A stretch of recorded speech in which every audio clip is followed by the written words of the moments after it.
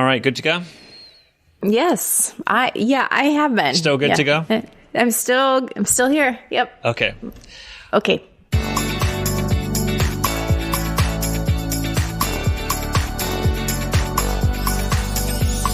This is episode 85 of the EdTech Takeout from Grantwood AEA. My name's Jonathan Wiley, and I'm here with Mindy Carney once again.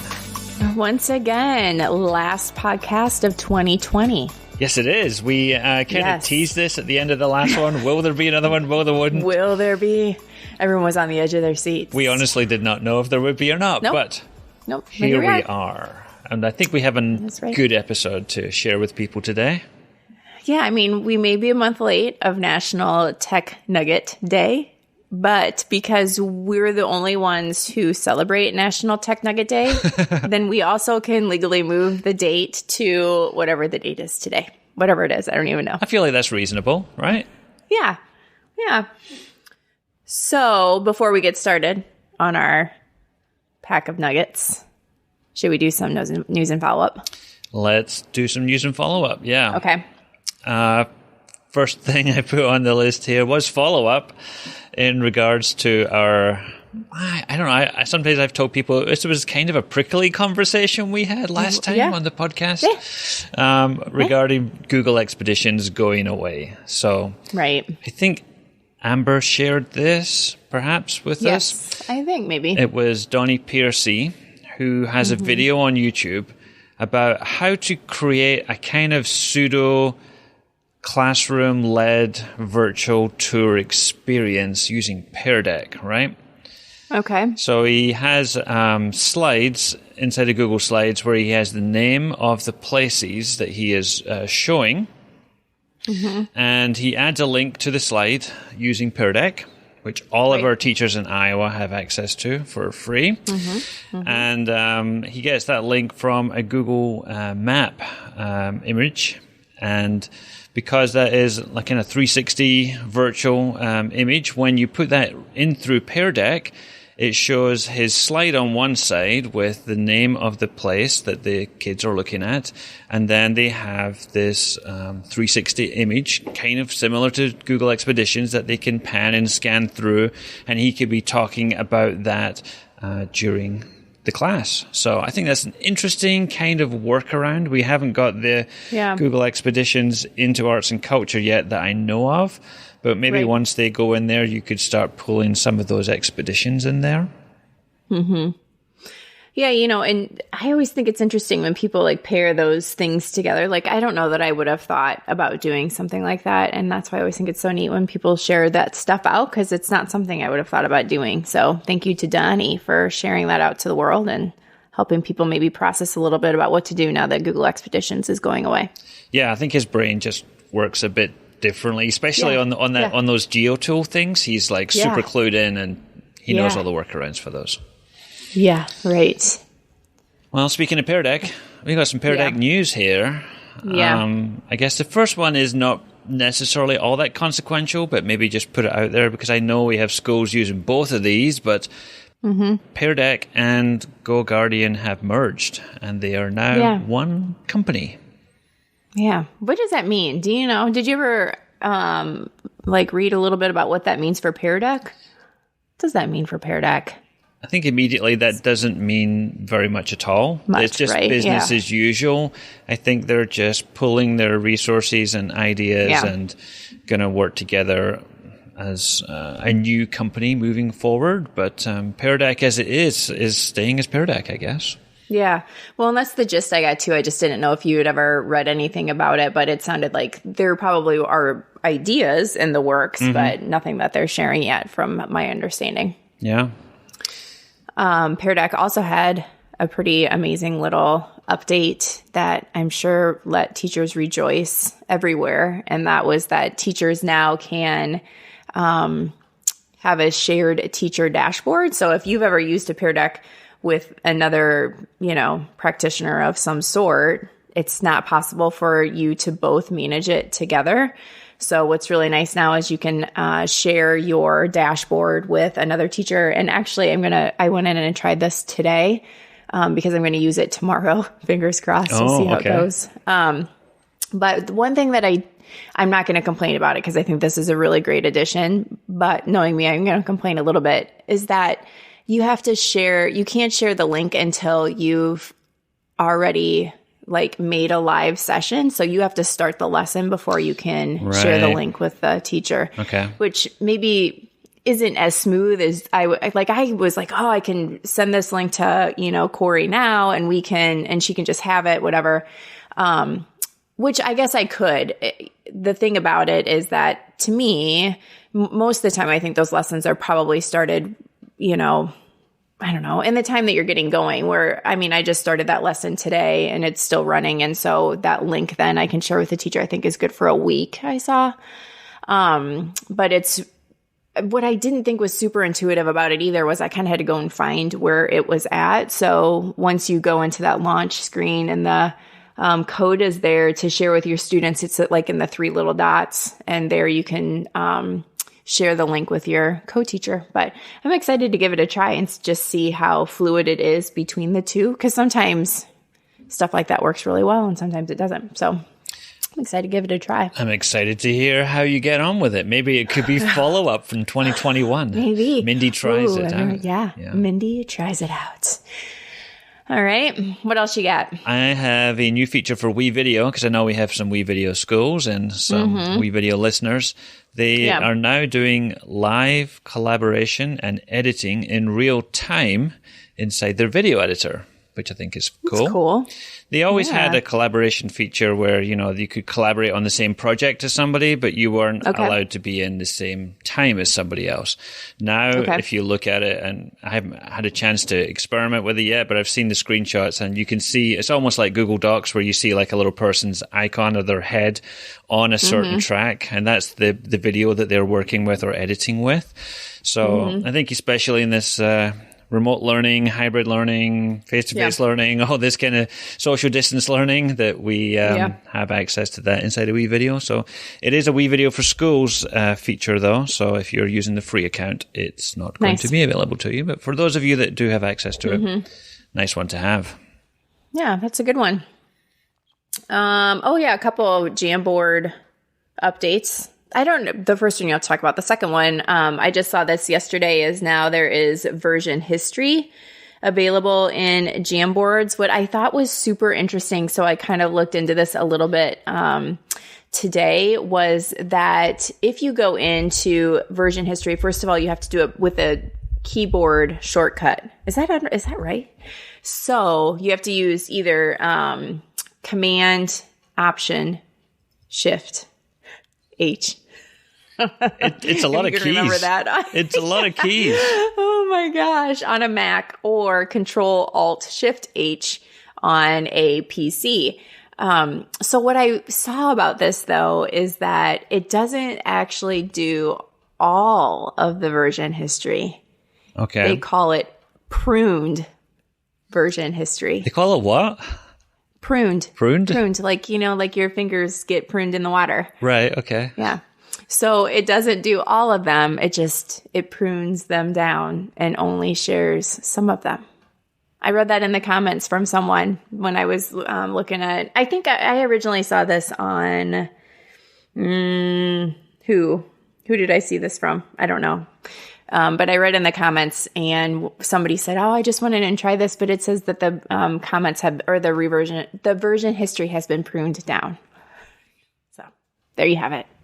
You heard it here first, folks. I don't know what that means. I saw this on Twitter and it just kind of popped up and people were making graphics and stuff, and I'll link to one of those, but it's like, is this always been here and just somebody just found the screen? Somebody just found the shortcut? You think so? I don't know. I don't know either. Because Jamboard is a little bit different from other Google tools because it doesn't have things like file and edit and tool and all those menu things along the top. So there's no way to access file version history without this keyboard shortcut. So it makes me wonder, I don't know, somebody must have got tipped off that it was there or has added it. But maybe. I don't know. There you go. Anyway, but you're going to have to write that on a Post-it note because you're never going to remember it. Most probably, yeah. So the other Jamboard update, and I think we talked about this in an earlier episode, but it's just starting to roll out now, is the ability to set custom backgrounds inside a Jamboard now. So before you had options like dots and lines and colors, but now you can upload an image yourself. Nice. It can be something you take a picture from your camera. You can do a Google image search. You can take it from Google Drive, or you can upload it from your computer. So if you want to make those, what are those called? What are those called? I don't know. Graphic organizers? Yes, graphic organizers. So if you want to make graphic organizers and things like that, you can upload those templates on there too. So there you go. Yeah, it'd be a nice way to help organize that a little bit or give it a little bit of guidance. If you've got kids who are just, everyone's loading stuff in there, it'd be nice to have like spots for them to put their stuff. So, all right, is this the last one? I'm not looking at the... It is the last one. Okay, last update is that Flipgrid has recently added a couple new things. You can create rosters through your Google Classroom, which I thought was... fine. Great. It also now just has the mic only mode, which I think is kind of late coming, but is nice to have. I think they kind of did a lot of workaround with the pixelated view that they had been using prior to this, but now just mic only, which I think is great. One of the things I thought was interesting about the Google roster from Classroom thing was that you can create a topic. And then, where you get to choose like your privacy options for who has access to it. You can just select your Google Classroom class, and that automatically gives those people access. So that's kind of a nice quick way of just making sure everybody you want to have permission has permission and get it. Yeah, as opposed to having to add them one by one, right? Yeah. All right. So there you go. So there we go. News and updates. They're there. Yeah, news and updates. Done. Check. All right, so up next, served to you piping hot, our main course, which is a box of Christmas nuggets. Yay! So the whole team kind of is chiming in on tech nuggets for this episode, which is kind of fun. We haven't done, I feel like we did this forever ago. Do you remember way back? Was it our first year maybe even, where we did something like what's under your Christmas tree or something like that, and it was... what teachers might wish for Christmas, and that was kind of fun. But so we're doing a little bit of a twist on that with everyone giving Christmas nuggets. And some of these nuggets might be things you've heard of, and some of them might not be things you've heard of. But I think there's some really interesting takes on some of these nuggets on here too. Yeah. So it's nice to have their voices here just in the podcast to explain and put some of these out in a different way. So should we start with Beth's ones? Yeah, let's start with Beth.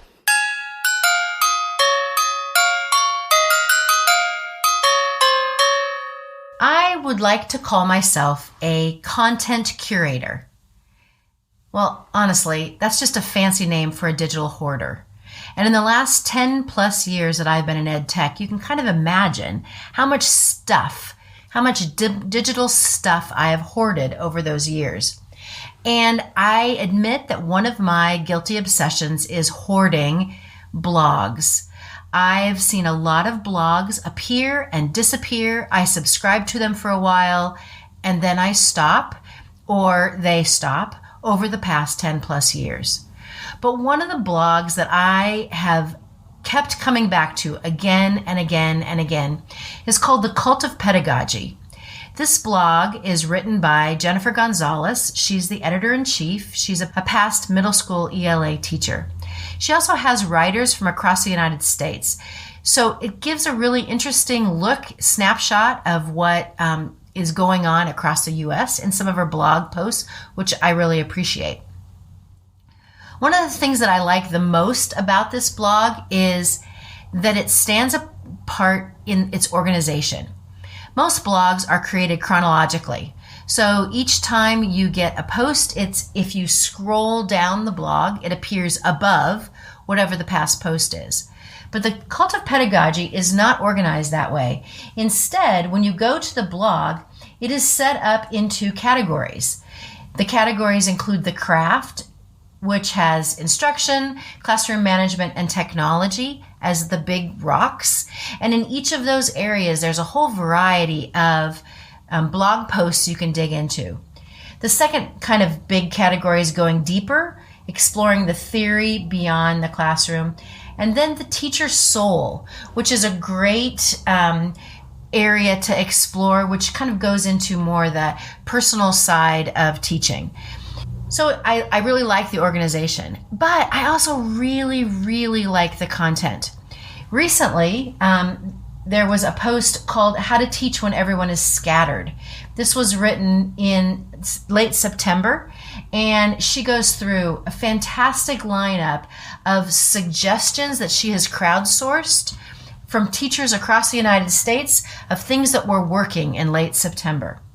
So there's real current topics, but there's also very timeless topics. One of the blog posts that I have spent a lot of time in this fall is one about single point rubrics.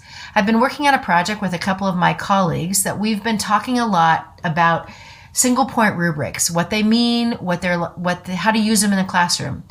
The blog post from Cult of Pedagogy was actually written in February of 2015. This is a fantastic blog post. It goes through what is a single point rubric, gives examples, explains how to use it and how to create them. I feel like it really gives an idea. I mean, this was written 5 years ago, and the content is as current as if it was written yesterday. Those kinds of things coming together really make me spend time inside of Cult of Pedagogy and want to learn more. It's one of the blogs that I subscribe to. I look forward to blog entries appearing in my email feed and showing me what the Cult of Pedagogy is thinking all about now. So as a digital hoarder, this is definitely one of the nuggets that I come back to again and again. All right, so Beth shared a great website. It's actually one of my favorite ones too, Cult of Pedagogy. Yeah. If you're not already subscribed or listening to that stuff, then Jennifer does some great things. And open invite for Jennifer to be a guest on the podcast. I think she'd be fantastic. Love that. Yeah, for sure. All right, so what about you? You have a tech nugget? All right, I will start with a new one to me. I don't know if it's a new one to everyone, but I feel like this is kind of a new tool that just came out recently, and it's called Blookit. Blookit? Have you heard of Blookit, Mindy? Is that really how you say it? I think that is how you say it, because if you look on their website, rather handily, they have a little button there that says pronunciation. I love that. That's exactly because all these ed tech companies start up with these unusual names, and you go, what? What is that even? And then they have it there for you. So we'll say Blookit. Blookit, Blookit, Blookit. Okay. Blookit, when I first saw it, I thought, oh, okay, so it's another Kahoot type thing, which it kind of is in its way. It's a kind of formative assessment type thing. It's a gamified learning type platform here. I think what makes Blookit a little bit differently are the different game modes that you have inside the game itself. So once you start the game, you can choose to play it in one of 4 different game modes. So you can play it solo, or you can play it, whole class together. So I'll see if I can remember a couple of the game modes. One of them was like a cafe. And customers come into the cafe and they're after things like, a slice of toast or something like that. And in order for you to serve them toast, you have to answer a question. And if you get the question right, you get some toast that you can give to your customers. And as you keep answering correct questions, you get more and more toast, and you give them to the customers, and then they give you money, and that you can use that virtual money to upgrade your cafe and get more things for your cafe. So I know it's similar to some of these types of, apps you'll get where you answer questions and then you play a game. And it's not quite the same way, but I think it's just kind of motivating for kids, because I know my kids play that on, my kids are really into Roblox. I don't know if your kids play Roblox. My gosh, yes. But they have all these types of games on there where you run a restaurant, or you do all this kind of stuff. And so it's similar to that. They had another one that was you answer questions, and if you get them correctly, you get a card, and it's kind of like a Pokemon card, and it's got like skills on there, like what they're good at and what they're not good at. And then you collect all the cards, and after the end, you answer more questions, but then this time you're actually dueling with the computer, and you unveil a card and they unveil a card, and the person with the strongest card wins, and this kind of thing. So it's just a nice kind of twist. You can create your own question sets, or you can search the community and see what they have for their question sets. Interesting. Blook it. Blook it. I love it. All right. So my tech nugget is a website that I came across through Virtual ISTE, and it's from Birdseed, and it's called The Differentiator. And I thought this was pretty valuable for our 2020 times, COVID times, because with Bloom's taxonomy, there's lots of there's different categories depending on the different aspects of learning. So I think it allows some differentiation as well, and with just the terms that you use with students. So instead of using the word understanding, it gives a couple different ideas of ways that kids could show understanding, but how they might do that. So one of them might be to classify different objects, or maybe they're going to discuss two different topics or something like that. Under creating, you could use the word assemble, you could use the word design. And so using those words to create prompts for your students allows them to maybe choose something that best fits their learning style, or how they might want to show you evidence of their learning. And so I really thought it was kind of a quick, easy, one-click way to get to some different ideas of how to differentiate for your students. There's also a couple different categories beyond that, which is, so let me just talk about one other category on here, which is products, which I think is great because once again, allowing students to have some choice. They might choose different kinds of representation for their learning. And so a couple different ideas in here, like in the multimedia category, would be to create a song or to create a video travelogue, which I think is kind of fun. They might create a TV show. So just different ideas that might not take as much brain power for the teacher. I can go and look at this and be like, oh, I hadn't thought about, allowing this choice or giving these two choices. And so what I really liked about it is just it's all kind of right here in one spot. It's not messy. It's not complicated. It's just lists of ideas, which I think is really good for kids who might be needing just a little bit of choice or a little bit more engagement, and makes that choice building a little bit easier for the teacher. Yeah, it reminds me of when we talked about building choice boards, and then, you want different types of choices on there. So there's one for visual, there's one for making something, there's one for oral, and there's one for multimedia, and there's one for written. So yeah, lots of different ways for students to show what they know. Yeah. I also thought that thinking skill tab, it reminded me of something I tend to look up when I'm creating course proposals. It's like adjectives for synonyms. Participants will be able to describe, discuss, explain, identify. Yes, right. So it helps me. Also great for writing goals. Yes, there you go. All right, shall we go back and hear from another one of our teammates? Actually, maybe we should do two at once here. Oh, okay. Let's do that. Because Amber and Gina have both got whiteboard tools. Yeah, both same category, right? Let's hear from Amber first, who's going to talk about Jamboard.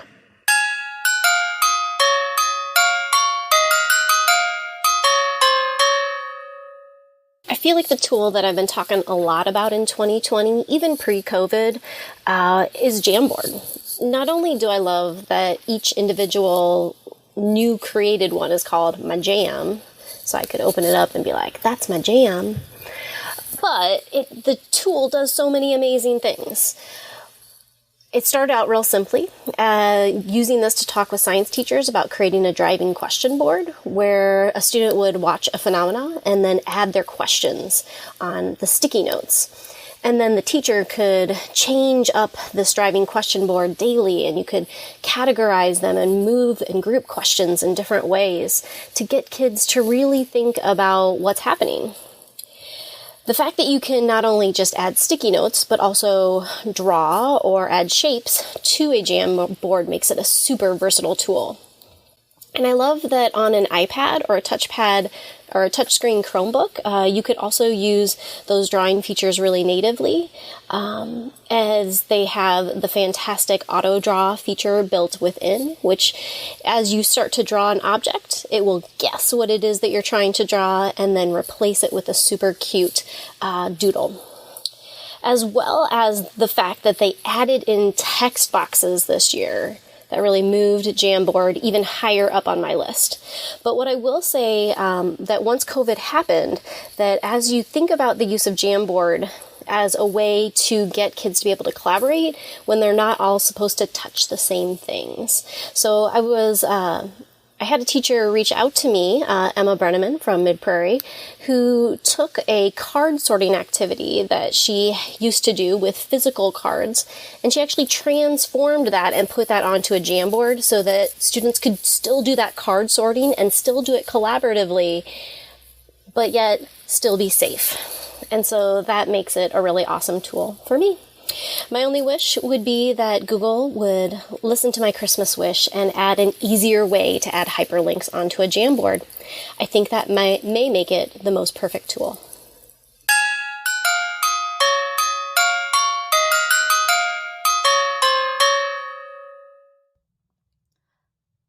Hi there, this is Gina Rogers. The tech nugget that I want to share today is a tool that was introduced to me from my friends in Iowa City on their innovation team, and it is called Whiteboard Chat. It is a great tool for collaboration between students. It's very similar in nature to Jamboard in that it provides this like collaborative white space or whiteboard space for students to work in. The one thing that's really nice about Whiteboard.chat is that it allows a teacher to start a project or start something on a whiteboard and then duplicate that out to students. And every single student can have their own page or their own whiteboard that only they can edit in Whiteboard.chat. And so it's definitely one worth checking out. And I definitely would. Again, it's a Whiteboard.chat. And we'll also share some resources on that in the show notes. Thanks. So, two great whiteboard tools, right? And I love that Amber kind of puts it in that science lens for us and talks a little bit about students sharing their different ideas through a science lens. Now, Gina, on the other hand, shares a little bit about Whiteboard Chat. And this is like a brand new tool for me. I had ever seen this one before, but the more I looked at it, the more I thought, this is freaking awesome. I feel like this is what Jamboard probably should be one day when it grows up a little bit more. But it is a great way to use whiteboards collaboratively, I think. And it was built for, that teacher and the coach to come in here and see all the whiteboards at one time, almost like you can in Pear Deck, and collaborate that way too. So I think that's a really powerful tool. It's on my to-do list to explore a little bit more, and I didn't know about it until Gina did that little bit for us. So thank you, Gina. Yeah, she really takes the cake with this one, doesn't she? Yeah. All right, so let's see what's next on my tech nugget list here. I'm going to go with this is another one I got from Misty. So this was from Alan November, and it was new to me, but maybe it's not new to the world. I don't know. And it's called Perusal.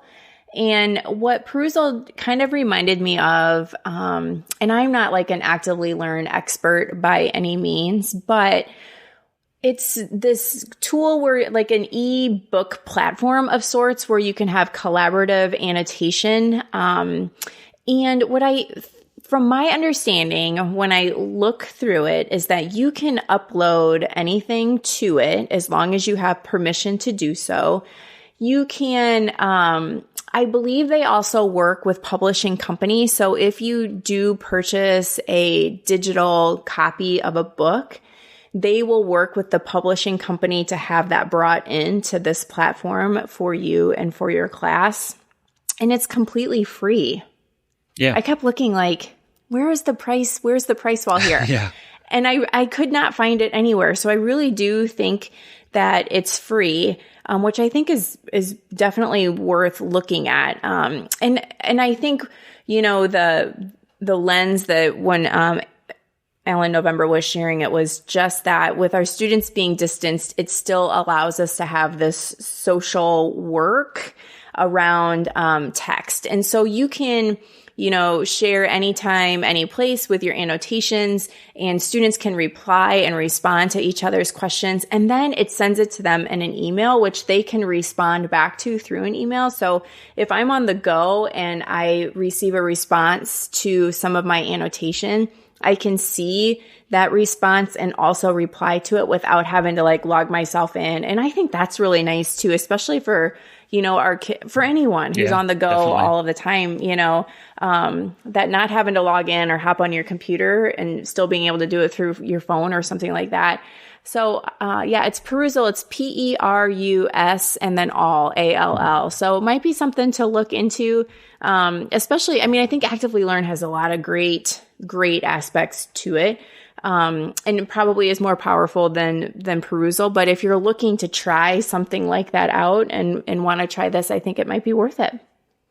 Yeah, it's a great tool. I'm just looking at their website here. It says it was developed following a 4-year research project at Harvard University. So there's a lot of smart people working on this. And like you said, it's strange that this is completely free, but it is. Yeah. So yeah. No catch. And I think I saw somewhere that, and they're also not sponsored by anybody, I don't think. They're like, this is just a brain project that we're working on. So I thought that was interesting. Yeah. Yeah.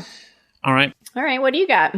In the UK, there's I got brought up. No, with, I don't know. Okay, I don't know. In the UK, I got brought up with Monty Python, and they used to do a sketch show, and one of their things they said would be now for something completely different. So this is completely different to Perusall, but I guess it's still in the arts sphere because I'm going to share pixel art. Okay. Which is a really interesting kind of creation website I found. Okay. I know my daughter's been into this a little bit, this type of artwork where it's like retro video games. From our youth, Mindy, or at least from my youth anyway. Well, you're much older than I am. Exactly. Right? So, if you come to pixelart.com and you hit start drawing, you can jump straight into this little editor here and you create drawings with pixels basically. And you can see examples that they have on here already, but there's a number of different tools here. There's brush tools and pen tools and erasers and colors and crops, and you can do layers as well on top of these things, but all of this can be saved here on their website. And one of the things I like about it there is right on the front page, front and center, there's a button that says Teacher and Parents Guidance. And I'm like, okay, I'm scared to click this one here because they're going to say not for kids. But actually what they're saying is kind of the opposite because they want it to be for kids of all ages. They do say if you're under 13, you should have a parent or guardian sign up. But they have no private conversations on there. They have a swearing filter, which Mindy's going to check and test later. Yeah, I will. Everything that is uploaded is checked, so they don't allow any offensive material that might be, not appropriate for school. So it's basically a very child-friendly type of thing, and it's just all focused on the art. So you can just see scrolling through that front page, there's some fantastic-looking things on there that people created. It's so really something. You need patience for it, but yeah, for sure. It's a little clicks. There you go. So that's pixel art. All right, so let's move into our next teammates, Tech Nugget, coming from Corey Rogers. Let's hear from Corey.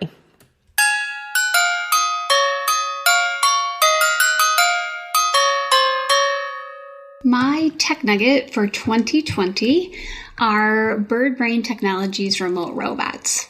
They are robots that you can view and program in real time. So why I love these is that it is a chance for students to experience physical computing no matter what your instructional model looks like. So what we're hearing from teachers is that it's really hard sometimes with physical computing devices to use them in a socially distanced classroom because you don't want kids to feel tempted to be too close to each other. And teachers are really worried about sanitizing and using these kits in a way that helps to keep kids safe and mitigates disease transfer. And if you're in a remote setting or a virtual setting, you don't have enough equipment or the ability to send those out to students at home. And so these remote robots are an awesome opportunity for kids to continue to experience physical computing, even when we don't have the devices readily available. The other thing that's really nice about physical computing is it engages kids in the algorithm and programming standards and the computing system standards that requires kids to understand how hardware and software all work together and interface. So it's a great opportunity to continue computer science learning, even though instruction looks a little different this year. So teachers can find this at birdbraintechnologies.com/remote-robots if they're curious or they want to connect to these. And so I think what's really exciting for teachers, especially for Iowa teachers, is if they received the Making STEM Connections Scale Up, they have a Hummingbird Robotics kit already accessible to them. So if you've had the kit and you've been using them with students in the past, this is a great way to extend learning. Kids can take what they know about those Hummingbird Robotics kits and apply it to the remote robots. If you're a teacher that got the Making STEM Scale-Up connection and you weren't really sure what to do with that robotics kit, so you never used it, this might be a nice way to introduce those to students so that they have an idea of what these Hummingbird robotics can do, so that when you're back in a setting, when you can get those kits out, you are ready to go. I think that these remote robots provide a great opportunity for problem solving, for kids to be engaged in computer science, and frankly, it's just really cool to hit the run button on your program, the little flag, and then you wait just a tiny bit, and then you get to see your code come to life. It gives students an opportunity to collaborate and to debug their code. The other really nice thing about this website is that these robots are available 24/7. So students aren't tied to a synchronous meeting time or a scheduled appointment to be coding the robots. If they go to the website and the robot is available, they can be coding whenever they want. And last thing I would say is if you're a teacher that has the Hummingbird Robotics kits and you're curious if you could do this yourself, there are instructions there for you to build your own robot. What I would like to say to everyone is that from my family to yours, I hope that you have a holiday season that is filled with love and laughter and rejuvenation.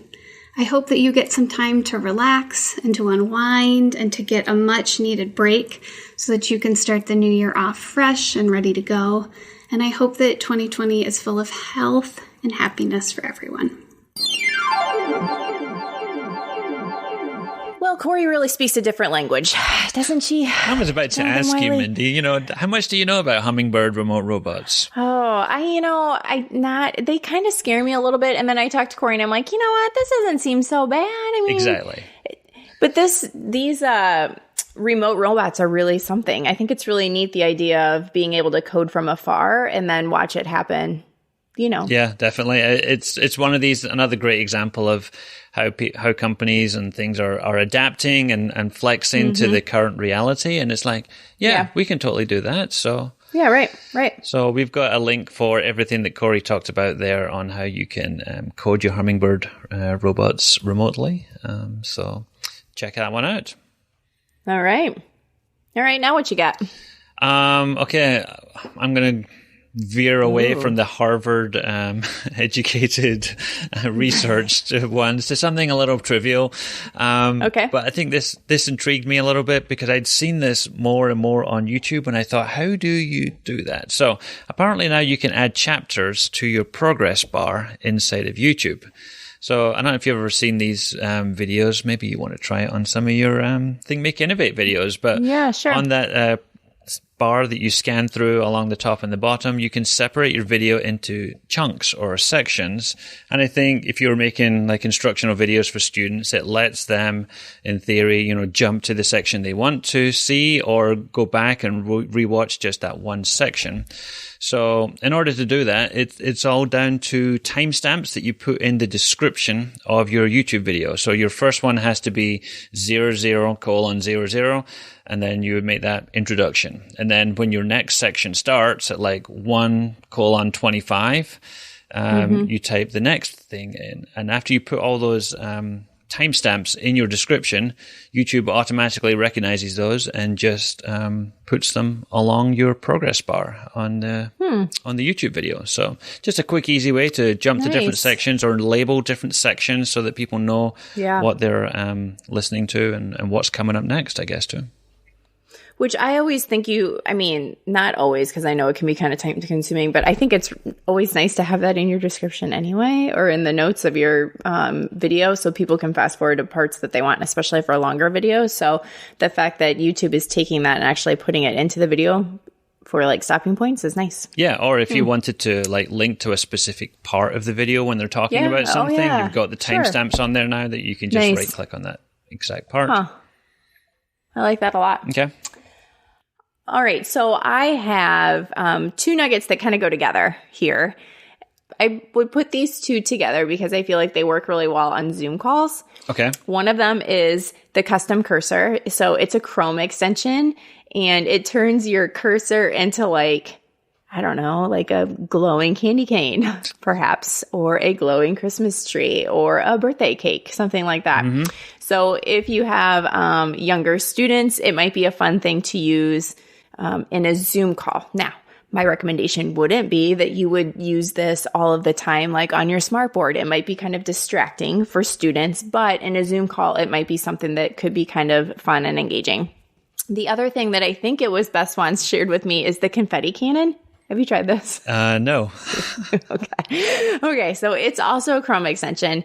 It would not work like in your Zoom call per se. It will work if you're sharing your screen on Zoom. So what happens when you click on this Chrome extension called Confetti Cannon is that it blows confetti on your screen. So it rains down on your Google Doc or your slide deck or whatever you're sharing on your screen that has to be, on the internet. So it could be a fun thing if kids are sharing, you'll toss confetti for them because they shared today or, use their voice today or whatever. So I thought might be two fun things to try on a Zoom call. So both of them Chrome extensions, first one called Custom Cursor and the second one called Confetti Cannon.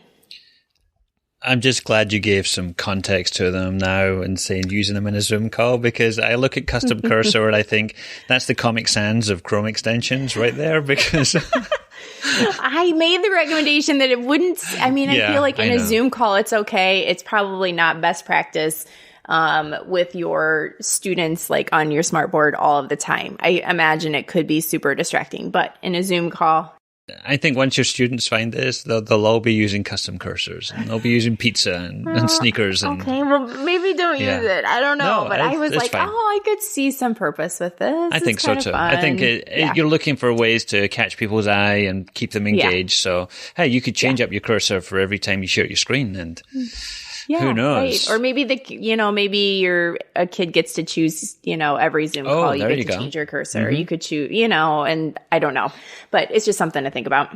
Okay. Let's think about that. All right. All right. So our next two nuggets that we kind of have put together here come from Diana Gears and also from Stacy Beeper. So should we hear from Diana first? Yeah, I don't know if everyone knows Diana. We haven't had her on the podcast before, but she's our teacher librarian at Grantwood AEA. Right. And she's going to talk about Google Forms. Okay. And Stacy Beamer is going to follow that up with another Google-related product, which is everybody's favorite, Pear Deck. Pear Deck.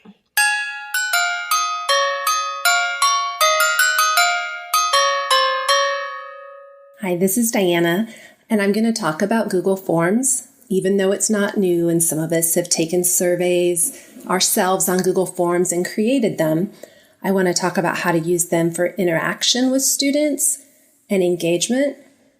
One thing that they can be used for is formative assessment in the form of an exit ticket so that you can look at their answers to some important learning and plan your next step in their learning journey. It also could be used as formative throughout the learning process. If you have blended learning, asynchronous learning, as students reach certain milestones, they can provide feedback of their learning, and you can get that as they're getting to those milestones. Students are also able to create their own Google surveys, and they can do this for so many different reasons. If you're in math and you're wanting them to have some data to graph, they could take some ownership by getting data from their peers and using that to make some analysis of the data. They can also take the results and they can see the results in different ways, such as in a Wordle, on a graph. So there's a lot of different ways they can do that. Another thing they can do is they can make choose your own adventure paths. And so this could be in a regular story format, but it also could be when they're applying concepts that are being learned. For instance, in science, if they're learning about different chemical reactions, maybe they work together with a partner on this form and come up with questions, and then the form can branch into different outcomes depending on the choices that people make as they're on their survey and they're going through and making decisions, and then their path, their adventure changes based on that choice they made. Also could be used as a collaborative reflection guide. So let's say they are learning, they are reading or watching a video, and there are different places for them to stop and summarize or reflect. And then all of those are compiled together. So first of all, it provides that interactive kind of bouncing ideas off each other and seeing what others thought. Then that could also then become a study guide if they're going to have a larger assessment or want to do something to reflect on their overall learning.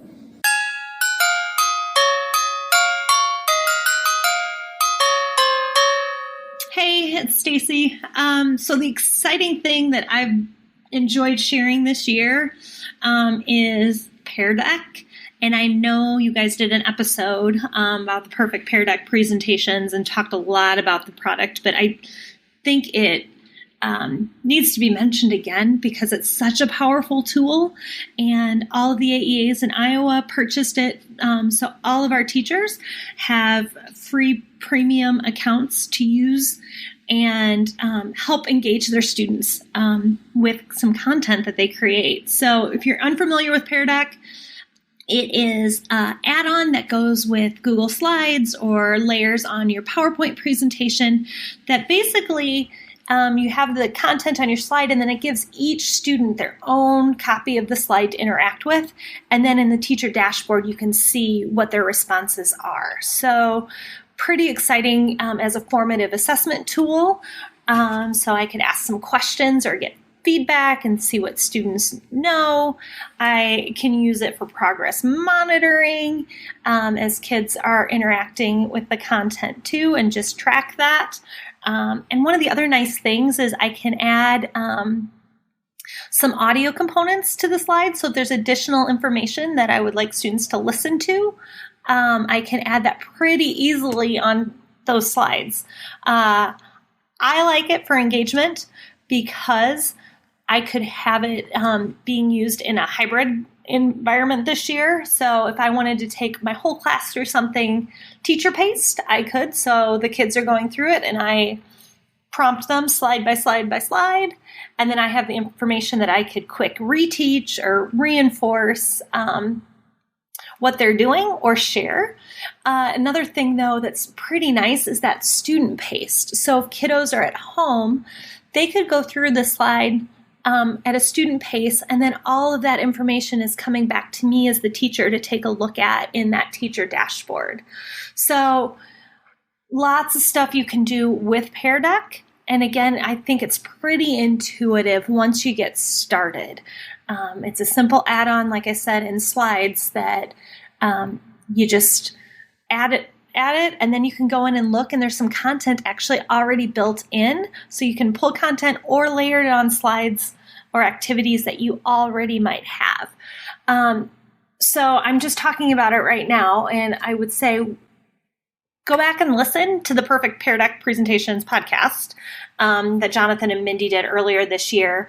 But also there's some more resources. So our team has put together the Pear Deck Handbook that has videos and GIFs to show a teacher how to do different things. Like I said, lots you can do with student paced or teacher paced. And a bunch of different ideas there, as well as a one-pager that's a nice little overview just to help get you started. I am going to say that this month of December, there's been a blog series to think about how to use Pear Deck and some of those key features and applications. So take a look at our dlgwa.org/blog, because that has some ideas too. Oh, we are thinking too about offering a course to help you think about how to engage students and collecting formative assessment, and just really thinking about how you can use Pear Deck for that. So if you're interested in that at all, let us know at Grantwood. And then if you're also looking for templates and ideas, teachers are always out there sharing. So there is a Pear Deck Orchard, and all these resources that I'm talking about, Jonathan and Mindy will link in the show notes. But check out the Pear Deck Orchard too for some templates, just as a nice springboard to get you started. So there's my nugget, Pear Deck. All right, so 2 great nuggets there. Diana talking a little bit about Google Forms, and Stacy sharing some information around learning for Pear Deck that our team has put together. Yeah, I think, Google Forms is one of those ones that, you write blog posts on for like 101 ways to use Google Forms, and people still do that because people keep thinking of new ways to use Google Forms. So I appreciate Diana sharing some new ideas for that. As for Pear Deck, well, we love the Pear Deck here, don't we? Yeah, we do. We do. Pear Deck and a pear tree. Okay, so I guess, is it my turn to go first? All right, so my next nugget is actually a nugget I share every year this time of year, and it's Google's Santa Tracker. So if you haven't been there, it looks, I'm not sure they made it, in the past, they had changed it every year. I feel like maybe it went with Google Expeditions a little bit, and it did not get changed much from last year, but still a great place for kids to go to have some fun, do some coding, watch for Santa. It's good stuff. Yeah, I just went there, and it gave me a fright because it was straight into it right away. Yeah, it doesn't mess around. Santa and Mrs. Claus did have masks on. So that's changed from last year. Yes, they do. They do have masks on. That's right. And you know what? I go into it every year. I felt like it looked the same as last year. And maybe it just has some of the same components, but then some of the stuff changes too. I don't know. I didn't click around on it too much just because I knew I wanted to share it. But Google Santa Tracker, don't forget. Yep. It's a fun one to play at this time of year. They have games and different ways to keep track of Santa, which is important at this time of year. Sure. All right, so I think it's going to be my last nugget for now, but I think this is a good one. This is the app. Have you heard of before? I don't know. When I saw it, I'm like, I feel like I've seen this before, but no, you're going to tell me about it. I don't remember. So is a way to present your slides, your iOS device, or your screen as a virtual background inside of Zoom. Or Google Meet, I guess. So if you had a slide deck in Google Slides or PowerPoint or Keynote or something like that, that could be your virtual background inside of the app. And you just, as you're talking about your slides, you're not presenting and sharing your screen. It just is your background. And you are there on the screen. Now, if you are too big for your slides, you can shrink yourself into like the corner and move yourself around if you're in front of words. Or they have a transparency mode that just like makes you go invisible so you can see your slides and then bring yourself back again. Oh my. So it could be a slide deck in the background. It could be images in the background. It could be your iOS device in the background. It can be basically whatever you want it to be in the background through this app here. They have a Mac app that is out now and available for anyone to use. They are working on the Windows one, but it's currently in beta, so you have to join the beta program for Windows. But one of the nice things about this is they have a free 1 year of premium for teachers. Ooh. So if you are a teacher and you're looking for other ways to engage your students on Zoom calls, I mean, you've done the custom cursor and you've done all of those and the students are over those now and you're moving on. Okay, I need more bells and whistles. You need the app to put yourself in front of your slides or your iOS device or your whatever website or things you're presenting on. So there you go. Indeed. Every time we say we're giving them a little plug on the app there. So the nice thing is if you apply for the teacher account, I got mine in like 15 minutes. Sometimes you have to wait days or chase them up later. It just came straight back from customer support. It goes, yep, your account's now active. And I'm like, oh, okay, thank you. That'd be kind of a fun one to try. I don't know what iTech is going to look like in the spring, but if they do some virtual presentations, that might be a fun one to try. Definitely. And just for something different. We'll have to remember that. You can also co-present it with another person. I think they're called a co-pilot or something. So you both get the slides at the same time and you both get control of what's going on. Nice. Yeah. Okay, let's try that one. That'd be fun. Yep. All right, so we're going to hear from our last teammate. Last but not least, it is Lynn Kleinmeyer, and she's going to be sharing something that she learned about at ISTE as well.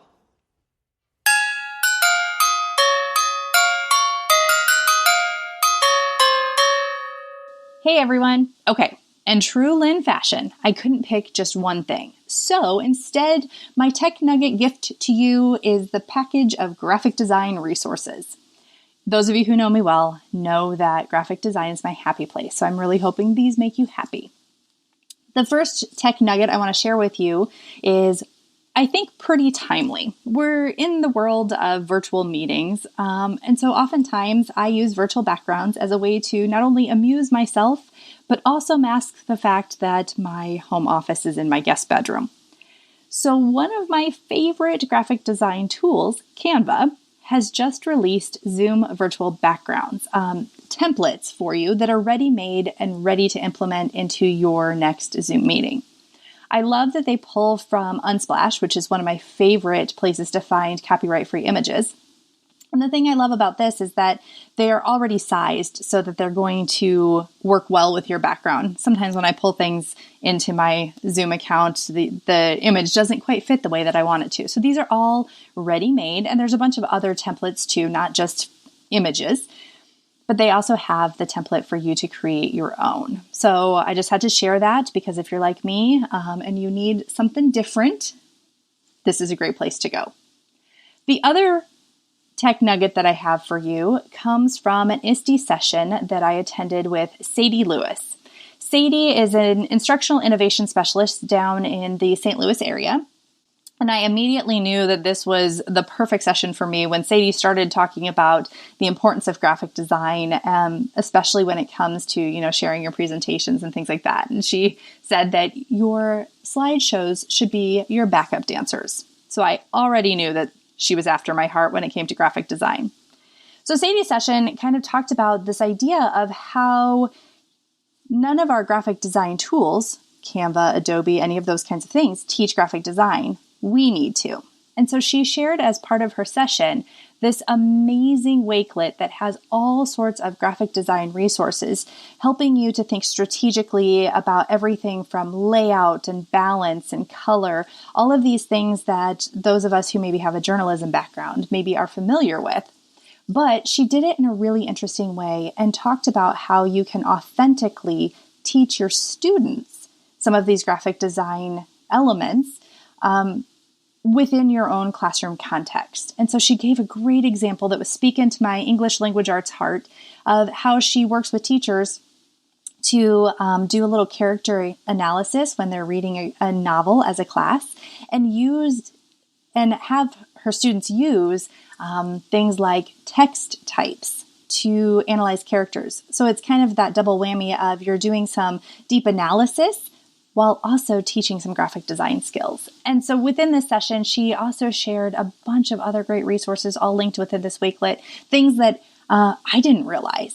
Like you can go to canva.com/colors, or if you're using Adobe, go to color.adobe.com. And you can actually drop in an image that you're going to be using, for example, in a presentation, and it will pull out colors and the hex codes for you to be able to use as part of your graphic design element. So there were so many treasures in this session, and she's included those in our Wakelet. So major shout out to Sadie. So like I said, I just had to share a little of my graphic design nerdiness with all of you, and I hope that this makes you super happy. Happy designing. So lots of great ideas there from Lynn, definitely. I think it fits in well with the last app I showed. So she's talking about virtual backgrounds inside of Zoom as well. But we've got links to the Wakelet that she saw as well from Sadie's design studio. Yeah. I love those types of resources too. She was quick to share those with me because she knows I like those things too. But I know Did you end do up too. watching that presentation or not? It is bookmarked in my to-do list to go back. Yeah, it's a good one. Yeah. It was definitely one of the best ones I saw, for sure. All right, so I do have one extra nugget that is not education related at all. Okay. But I feel like it's timely. And the more I looked into it, the more interested I became. So I have been seeing a couple of my friends sharing this thing called Postable on Facebook. So what Postable is a program where you send a link out and people add their addresses to your address book, or you can put them in yourself. But so what my friends have been doing is sharing the link to their contact book, and their friends then can go in and add their address and their birthday, whatever. So what Postable also does for you is allows you to design cards. So right now it's popular because of holiday cards. Mm-hmm. And you can go in and design your Christmas card or end of the year card or Valentine's or whatever you would like to send out. Then, and you pay by card, but your stamp is included. Your addressing of the envelopes are included. Your envelopes are included. So it takes care of all of it for you, and it mails it. So like the cards never come to your house. You don't have to address anything. You don't have to put a stamp on anything. It takes care of the whole process for you. Huh. So I thought that was really cool, and I looked into it. Although I really enjoy it. Like I enjoy like getting them all out and putting them in the mailbox, and I just think that's fun. But what I also saw, which I thought was amazing, is you can program birthday cards to your people, and it will just send them out on the right time for the whole year. So I could go in and, set up a card for my dad and for my sisters and my brother-in-laws and, my nieces and nephews and my friends. And it will send them out to them when they need to receive it. So you would never be late with a birthday card again. And it will just bill you when it sends you out the card? Yeah. And the cards themselves, I'm always kind of picky about how much I'll pay for a Christmas card because the thing about it is Christmas cards will stay up. I feel like people leave those up or, they look at them a couple of times through the, holiday season, whatever. So they're $1. I think the lowest one I saw was $1 and the most expensive one I saw was $4. So when I think about this though, when I purchase a birthday card, it's always more than $4. I feel like. Mm-hmm. The price of cards these days is ridiculous. My wife and I don't buy each other cards anymore. I know. Why would you, right? So, I just normally now buy blank cards with no message, and then I'll just handwrite a note in it and send it off. But if you think about it, if you go and buy, you have to go to a store and buy it.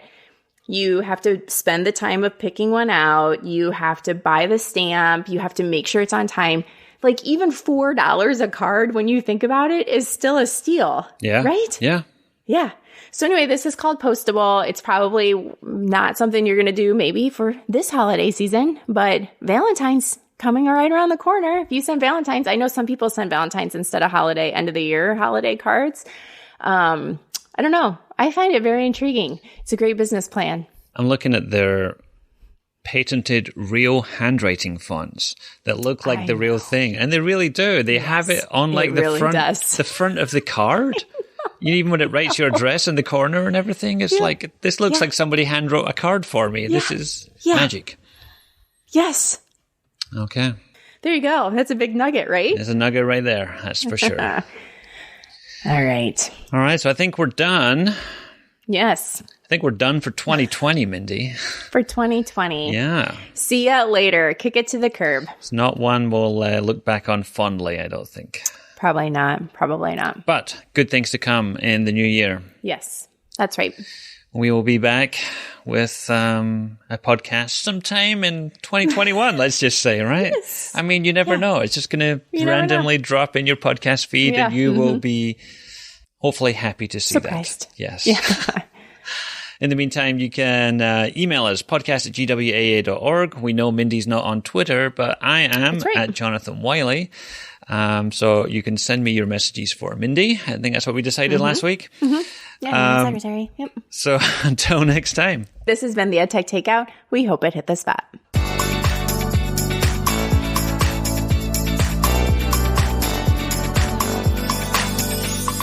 For more information on today's episode, please visit dlgwaea.org/podcast.